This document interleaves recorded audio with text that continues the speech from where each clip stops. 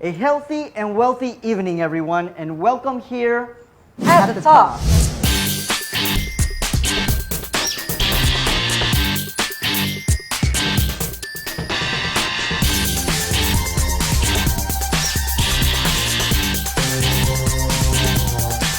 Johnny Schofield,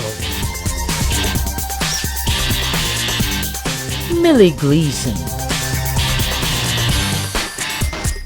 live the dream.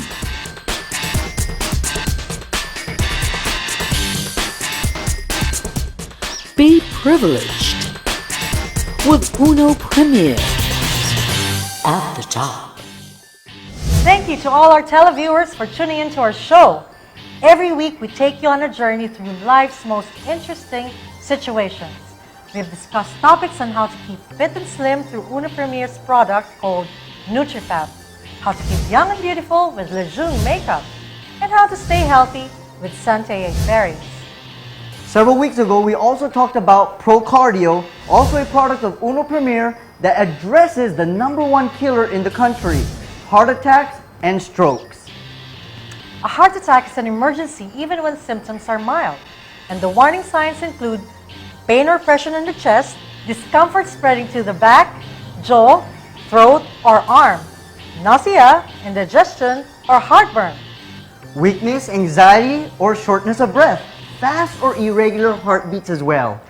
And today, medyo seryoso ang pag-uusapan natin. Kasi according to some medical studies, one person dies of stroke every 9 minutes. You know what? That's actually very, very true. In fact, did you know that heart attacks alone is said that 1 out of 4 people will die or experience a heart attack? Grabe talaga, no? Well, all I can say is, you know what? Di lang ang matanda ang pwede mag-stroke and heart attack. Even young people, pati na rin mga doctors are experiencing these. Correct, Johnny. But before we take you on our journey to the Philippine Heart Center, later in the show we will tell you about the exciting plans of Uno Premier. This time, sa international market na tayo pupunta, sa United Arab Emirates. Uno Premier is certainly going global. In fact, Premier is now in UAE, US, Singapore, Nigeria, UK, and the list just goes on and on. Wow, that's a lot of countries, It right? is. Meaning to say na mas malawak na opportunity natin to get rich through the top-notch company, Uno Premier. Oo nga! And thanks to the efforts of Uno Premier President William Barbo, Vice President Herbie Chua, and Chief Operating Officer Oliver Chua, and of course, the very aggressive, enthusiastic team of Uno Premier, many Filipinos now will have the chance to empower their lives and be privileged. Ang sarap ng feeling, di ba, Millie? Healthy ka na, mayaman ka pa. And speaking of health, we would like to take you now to the Philippine Heart Center. The Philippine Heart Center in Quezon City was established through Presidential Decree No. 673 issued by President Ferdinand E. Marcos in 1975. Its original name was the Philippine Heart Center for Asia. It was inaugurated on February 14, 1975. The Philippine Heart Center Cardiac Rehabilitation Section is the pioneer in the field of cardiac rehabilitation and has been in the forefront of the cardiac rehabilitation practice in the Philippines. The comprehensive cardiac rehabilitation program is designed to help patients with heart disease recover faster and return to full and productive lives. The program is composed of 3 phases: Phase 1 or inpatient phase, Phase 2 or early recover phase, and Phase 3 or maintenance phase. Each phase is designed to address the different needs of the patient and maximize their gain in the various stages of their recovery. And here with us is Dr. Benjamin Quito, who tells us more about heart care. Cardiac rehabilitation is a holistic program aimed to improve the quality of life of patients. Marami po sa mga pasyente po natin sa program po na ito ay mga post-bypass, post-angioplasty patients, post-valve surgery patients. So, karamihan po sa kanila, after the event, nawawalan na po sila ng confidence, hindi na po nila alam yung exercise capacity po nila. So, itong program po na ito, supervised So ang objective po natin, maibalik yung mga dating activities of daily living na ginagawa nila before the event. Karamihan sa mga patients po na ito nag-undergo ng mga procedures such as bypass or valve surgery. We asked Dr. Quito if supplements are advisable for prevention of heart disease. Yung sa mga supplements, tingin ko po kung wala naman pong harmful effects, pwede po natin subukan basta nakita po natin yung evidence. Importante po yung evidence ng benefit. Primary recommendation namin pa rin diet and exercise, at meron po tayong mga medications to lower cholesterols. Here at the top, we care about you, and we care about your heart. Heart diseases and strokes are believed to be the silent killers, and its effects are traumatic. Yes, and we are very grateful that we have doctors like Dr. Benjamin Quito, a cardiologist from the Philippine Heart Center, who devote themselves to cardiac rehabilitation. Ito yung mga procedures that is done sa Philippine Heart Center to rehabilitate or tulungan ang mga patients to recover from heart attacks. But what can we do to help ourselves even before this deadly disease strikes? Are there natural food supplements in the market that can actually help? The answers to your questions when At the Top returns.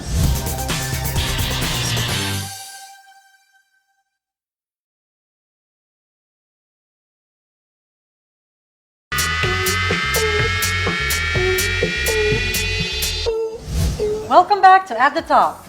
Makakasama po natin ang mga special guest natin na doctor, pharmacist, and nurse, and we will talk about ProCardio, a product from Uno Premier, in line with our topic today, heart attack and strokes. But before we start our discussion, mga televiewers, don't change the channel kasi at the end of the show, we will have a special question na pwede ninyong i-text sa amin, and the winner will receive a special prize from Uno Premier. ProCardio is specifically designed to address cardiovascular and stroke-related health issues. But in addition, it's formulated to work as a preventive measure for stroke and overall cardiovascular health and blood circulation. Its powerful ingredients also work on lowering bad LDL cholesterol and triglyceride levels while raising the good HDL cholesterol within the body while cleansing the blood. ProCardio contains two major ingredients, nattokinase extract and the red yeast extract. Welcome, Dr. Soledad. Here we have our family integrative medicine practitioner. We have Ms. Helen Arabia, our UNO head nurse, and Christian Soledad, a pharmaceutical scholar. So I guess my first question I would like to ask Mr. Soledad, or Dr. Soledad, should I say, what is a heart attack? Johnny, heart attack, ito yung occurrence ng pagkakaroon ng blockage, no, sa mga ugat ng ating puso. Lalong-lalo na doon sa tinatawag natin mga coronary arteries, no, na nakapaikot sa ating puso, no. At pag nagkaroon ng pagbabara doon, definitely mawawalan ng supply ng oxygen sa buong area na kung saan tinamaan, and that initiates the problem. Namamatay yung mga muscles in that area, and that starts the heart attack. Nurse Helen, so if I may ask you, being a nurse, what is your experience of dealing with heart attacks here in the Philippines? Doon po sa practice ko sa hospital, actually marami po kaming cases ng mga heart attack. Actually, most of the time, dumadating po sila sa hospital evening o kaya midnight or even yung madaling araw.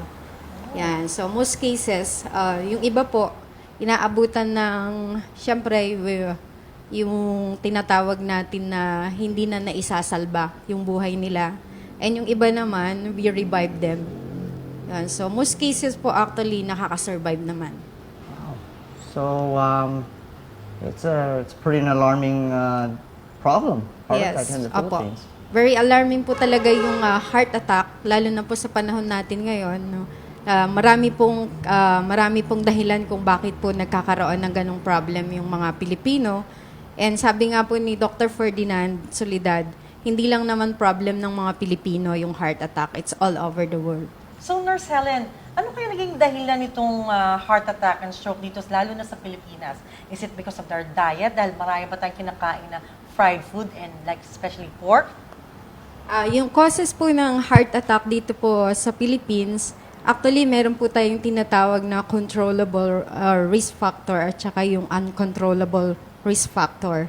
So when we say controllable, yun po yung, kagaya nga po ng sinabi nyo, it's all about the diet. No, kasi ang mga Pilipino nowadays, masyado na po tayong mahilig sa mga fried or fatty foods. And kaliwat kanan na po yung mga nakikita natin kasi ngayon ng mga food chain na who offer most of the food ay yung mga mamantika. Yan. And consider din po natin yung, let's say, exercise. Yan. So we have to do exercise regularly kasi isang malaking factor po yung pag-exercise every day. And of course, yung ating pong sapat na tulog is isa rin po sa dahilan na po pwede pong mag-cause ng heart attack. Kasi kung lagi po tayong kulang sa tulog, meaning pwede pong lumapot yung dugo natin, which can cause yung obstruction ng blood flow. And Christian, from what I understand, you are the pharmaceutical scholar. And being a pharmaceutical scholar, what are the typical drugs that are being used, especially when dealing with heart attack? Basically, ang mga prescribed drugs para sa heart attacks or heart diseases is yung mga statins natin. Yung mga nagpapababa ng cholesterol sa ating katawan. Yun yung pinakamalaking market ng pharmacy sa community base. Now, if we're looking at the drug factor as compared to what we have with ProCardio, Doc, what would you say are the outweighed benefits comparing the two? Actually, maganda yung naitanong mo kanina kay Christian, no? When you talk about yung pampababa ng cholesterol, yung binanggit niya kanina na ginagamit natin yung mga statin na gamot, no? Yung ProCardio natin has the same capability. No?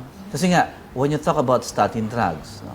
Ito yung mga gamot na ang trabaho ay putulin yung patuloy na development ng cholesterol sa ating katawan. Sa pamamagitan ng tinatawag nating enzyme na HMG-CoA reductase kung tawagin namin. No? So we inhibit that. Ngayon, ang kagandahan sa ProCardio, we have the same capability. Except we're not dealing with a Yes. considered a so-called drug per No, se. yes, yun ang maganda dyan, no? Hindi tayo hindi natin nakikipaglaban sa kanila, no? But we have the same capability. Kaya nating pababain din ang cholesterol na parehas ng ating mga statin drugs. What is what are the major ingredients in the ProCardio that helps with the problems of heart attack? Okay. Sa ProCardio, ang unang-unang unang-unang component nito, yung tinatawag nating nattokinase. No? Yung nattokinase is actually a fibrinolytic enzyme. So when you say a fibrinolytic enzyme, ito ay isang uri ng enzyme na tumutunaw nung mga baradong ugat. Nung mga nagbabara sa ugat. Okay? So, kung siya ay tumutunaw dun sa mga nagbabara sa ugat, mas mag-open up ngayon. Makakadaloy ngayon ng mas maayos yung dugo. Blood. Yes. At in the same manner, pag nakakadaloy ng maayos, wala yung tinatawag nating atake o yung stroke o yung heart attack. Dahil sa bara. Dahil natanggal yung bara. So yun ang maganda dun sa ating nattokinase. No? Dealing with the other component, which is the red yeast. No? Yung red yeast naman, ito yung sinasabi ko kanina, nakahalintulad nung statin drugs na nagpapababa ng cholesterol. Kasi kung may statin tayo sa pharmaceutical, we have a natural statin coming from red yeast. Wow, very powerful. So those are the two main ingredients that help heart attack. That help control Control, heart attack. sorry. Yes. And Control. besides heart attack, also from what I understand, since it's declogging, I guess, kind of say, getting rid of all that bad junk within the arteries and veins, That's right. it also helps with stroke. Yes, it prevents stroke, it prevents deep vein thrombosis. Ano ba yung sinasabi kong deep vein thrombosis? Ito yung mga pagbabara ng mga ugat sa paa. No? So mawawala yung pagbabara na yon kung patuloy tayong gagamit itong exemplary product na to known as ProCardio. Wow, it's a very, very, very powerful point. Yeah, that's it's a good right. product if that's the case. And it's a very, very good product. You know, they say that ProCardio can cleanse the blood, but why? What is it needed? Why is it needed to cleanse the blood? What's the purpose? Well, katulad ng nabanggit ni Miss Helen kanina, maraming risk factors sa pagkakaroon ng tinatawag nating baradong ugat. At number one din, definitely, yung ating diet. No? Ang diet natin ngayon is talaga namang makakonsider nating mga junk foods. Even yung mga fast food na yan. No? lahat ng mga yan ay considered junk foods. And definitely, nagko-contribute sila doon sa tinatawag nating pagkakaroon ng bara sa mga daluyan o ugat. At kung merong pagbabara sa mga daluyan at ugat, sila ang nagsisimula ng tinatawag nating atake. And to prevent those, kinakailangan natin ng isang produkto na magtutunaw nitong mga nagkokos ng pagbabara na ito. At doon pumapasok yung main ingredients ng ating ProCardio known as red yeast. And of course, kung meron ng pagbabara, kinakailangan tunawin yung mga dugo na nag-cause ng pagbabara, yung thrombose formation na tinatawag. Doon papasok yung ating nattokinase, which is a fibrinolytic agent. Which I think is really, really exciting, especially here in the Philippines. Kasi ang mga Pilipino, syempre, gusto nila kumain ng baboy, di ba? That's right. Kinikilig sila doon, di ba? Yun yung tama doon, Johnny. No? And on a regular intake, especially ang mga tao na nagkakaedad na ng mga 40 years old and above, I suggest you should be taking this product on a regular basis For prevention. for prevention purposes. So thank you very much for sharing with us your most valuable information. And if you want to know more about this product, tawag lang po kayo sa numbers sa screen natin. When we come back, Uno Premier members at the top earner, Butch Tan, will take us on a tour to the United Arab Emirates when At the Top returns.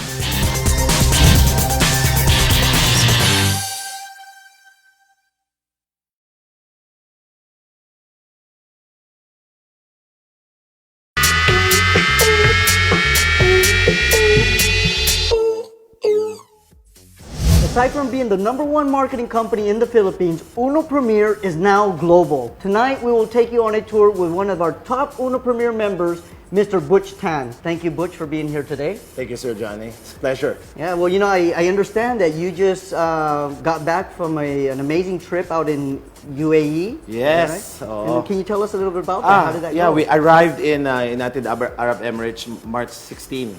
Tapos diretso na kami kaagad sa Dubai office natin doon.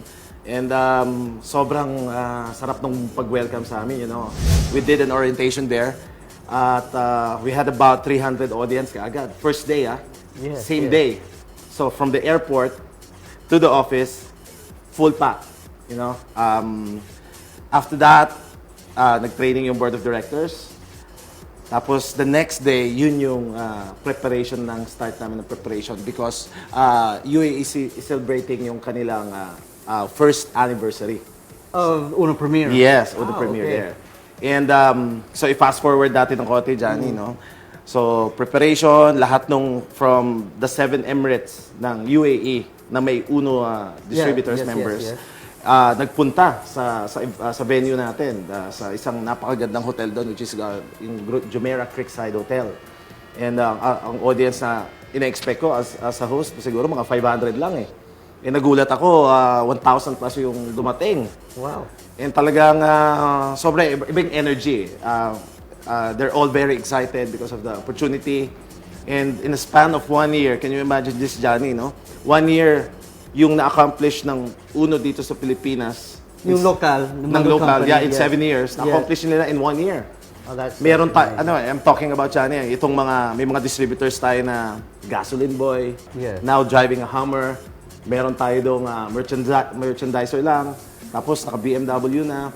Meron tayong manager sa isang mall doon, yung isang malaking Dubai Mall natin doon. So Dubai Mall, ngayon, he's the first Filipino to own a Lamborghini Gallardo. And from what I understand, a lot of these members over there are achieving all of this in less than a year's time. Yes. So talagang game changer yung Uno Premier sa industriya. And after that, so maraming nangyari, maraming awardees. The next day, all of the leaders, the top earners, were treated to a yacht cruise ng board of Oh, directors. yeah, I saw coverage of that, or actually pictures of that, and I was like, wow, what an amazing yacht. Sobra. That must have cost a fortune. I mean, Ako yung nag-book eh. So sobrang kung pwede ko sabihin na yung yate alone nasa kalahating milyon na kaagad yung Really? pagkaka-renta natin yung charter natin. so I mean, Uno Premier is going all out and giving eh. the recognition to the members then. Sobra talaga. Doon pa lang sa event mismo, doon sa hotel pa lang natin, Sir Johnny. Ano na yun eh, it's a 7-star hotel. Tapos, And that's not cheap. yes, sarap pa ng pagkain. Grabe, Oo, grabe. todo talaga.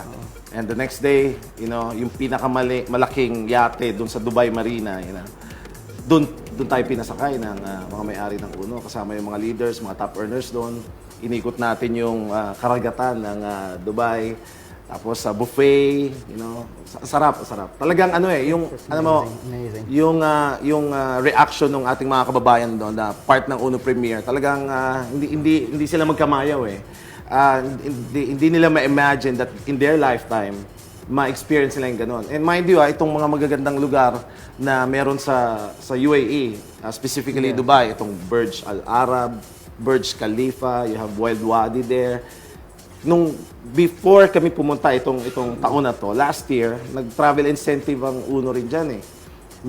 Yung local company. Yes, oo. So, ang my point is, yung mga taga ron na nag-stay na doon ng 5, 10, 15, 25 years, hindi pala na na-experience itong magagandang... That type of lifestyle. Yes, itong mga tourist spots doon. Yes. So, imaginein mo na talagang sobra, iba yung ano nila, iba yung pakiramdam talaga nila. Sobrang saya. You know what's so amazing, Butch, is that, normally companies like this that you see are international companies, right?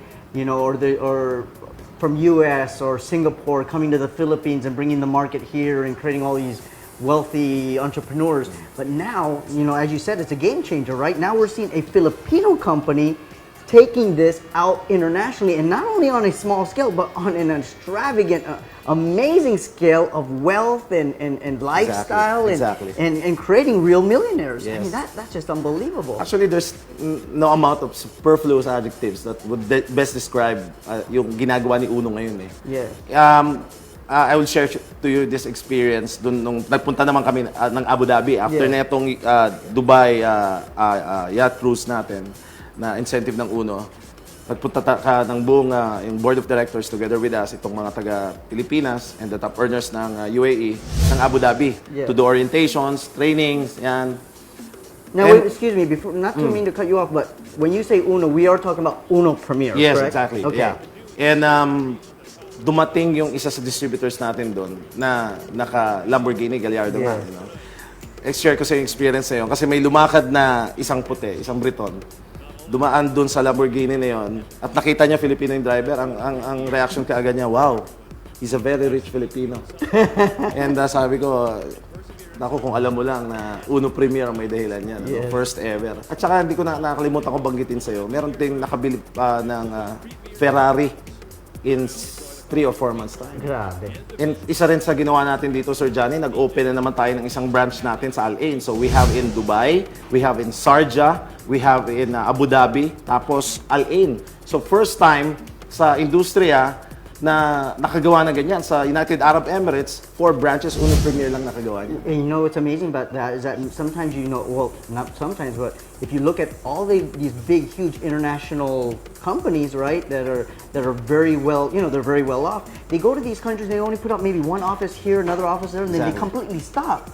But it's interesting because Uno Premier, they say, well, why do that? Why not support our leadership? So, so that's the kind of idea what I'm thinking, right? So let me ask you, why is it that, that we decided, or why did Uno Premier decide to go to these countries? Napaka-perfect ng timing eh. Kasi marami na tayong mga kababayan na OFW specifically na naghahanap na talaga ng magandang opportunity eh. Na-experience na nila yung hirap, yung pagod, yung homesick. From being away from their families, yes, right? so iniwan nila yung mga mahal nila sa buhay dito. So, Uno Premier is now creating more entrepreneurs. Is giving this opportunity to them na makuha kaagad yung mga pangarap nila, makaipon, lalo na para makauwi na sa Pilipinas, makapiling na yung mga mahal nila sa buhay. At talagang napakaraming open-minded na mga kababayan natin sa UAE. So talagang perfect yung timing natin, I would say. And you said something very important. You said that they go there to save up money, right, and to help their families at home, right? But it's a known fact that many of these OFWs, they go over there because really the 2 reasons: they want to help their families at home. Number 2, they want to save up money to come back to Philippines and maybe open up a business so they don't ever have to go back. Exactly. But isn't it that the fact is that 97% of them that come back here Exactly. after working 5, 7, 10 Yes. years, and if they're smart enough, they saved up maybe 500 million, maybe even more, in pesos, and they come home, and then within 6 months to a year, they're bankrupt. Exactly. Right? And Uno Premier is completely changing the whole game. Alam mo, may na-meet nga ako doon eh. Nasa UAE na siya for like 35 years at hindi pa rin makauwi. So, yun nga, yung ginagawa ni Uno Premier ngayon is really the perfect business for them because in a short span of time, makuha nila yung ipon na gusto nila para makabalik na sa mga mahal na sa buhay nila at mayakap na yung pamilya nila. Jeez, man, that's just so amazing. You know what, Butch? If there's a message that you would like to impart to our audience, what would that be? Can you please kindly give a message to our audience here? Uno Premier nasa pioneering stage. You know, this is not a test of your skills. It's a test of your will. So hindi po ito pagalingan. Kahit sino from all walks of life, kaya po itong negosyo na to. Ako mismo po, galing sa wala, nabago yung buhay dito sa Uno Premier. So mga kaibigan, tawagan nyo lang yung mga telephone numbers na nasa screen ninyo. Get in touch with us and be part of Uno Premier. Be privileged. Thank you very much, Butch, for sharing this inspiring adventure to the United Arab Emirates. Sa mga televiewers natin, huwag na kayong mga atubili pa. Nakita nyo naman how exciting ang business opportunity dito sa Uno Premier. Join na kayo sa Uno Premier, but in the meantime, huwag kayo alis. At the top, we'll be back.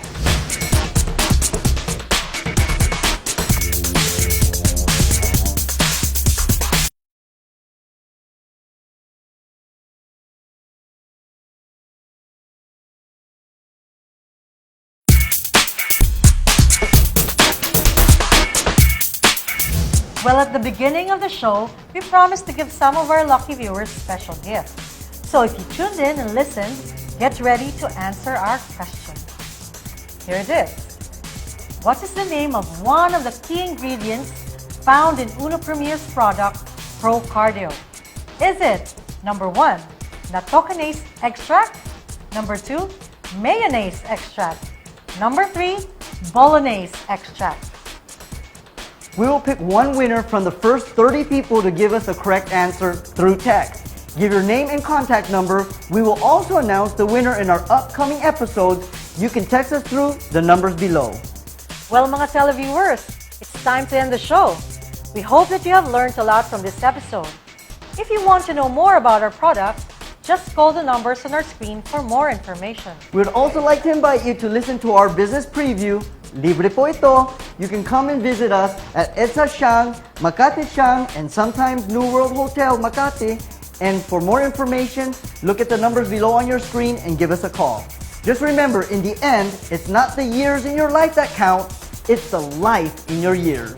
With that note, stay healthy and wealthy through Uno Premier. Take care of your heart. It's the only one you've got. Be privileged and see you next week At the top!